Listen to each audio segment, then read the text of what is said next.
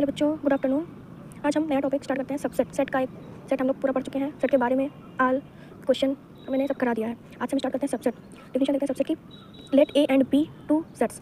If every element of A is an element of B, then A is called a subset of B. If A is subset of B, we write, हम ऐसे लिखते हैं, A is subset of B. फिर which is read as A is subset of B, B और A. Denote हम ऐसे ही करेंगे, A is subset of B if and A is belong to A and B A is belong to B. Okay, the symbol it stands for implies.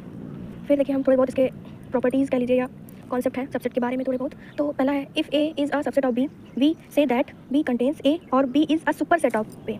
अगर B contain कर रहा है ए को, तो उसको हम कहेंगे कि B is superset of A. ठीक है बच्चों, और इसको ऐसे superset, B superset of A को रिप्रेजेंट करते हैं। फिर सेकंड है, if A is not a subset of B, उसे हम कैसे रिप्रेजेंट करेंगे, कैसे लिखेंगे, तो उसे हम ऐसे लिखेंगे, A is not subset of B. फिर आते हैं थर्ड पे, every set is an subset of itself and the empty set is subset of every set. पहला ये कह रहा है कि कोई जो मतलब every set is a subset of itself, कोई भी सेट होगा वो खुद का एक सबसेट होगा। सेट ए है तो ये सेट ए का सबसेट होगा, but empty set is subset of every set. जो एम्प्टी सेट होता है वो भी is subset of every set होता है, वो भी सभी का सबसेट होता है। फिर a subset A of a set B is called proper subset of B if A is not equal to B and B right. कह रहा है, a subset A of a set B cards proper subset of B, तो A is not equal to B and B right A subset of B. In such a case we also say that B is a superset of ए।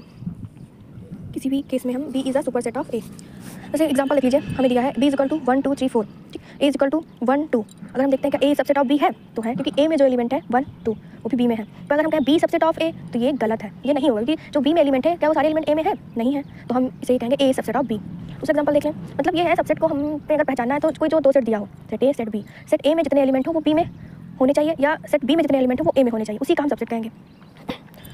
और फिर देखते हैं example number 2, C is equal to दिया 1 2 3 1 2 6, फिर B is equal to दिया 1 2 3 4 5।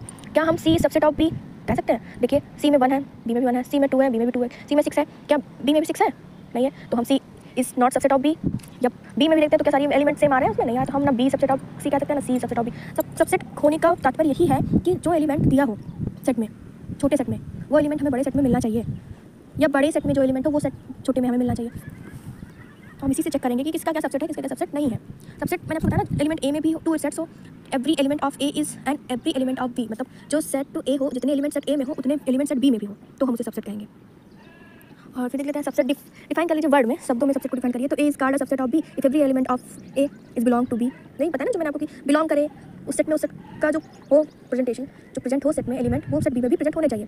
फिर mathematical symbol of subset, ये भी हमने आपको बता दिया, ए सबसेट ऑफ बी, तो ये इसका सिंबल हो गया।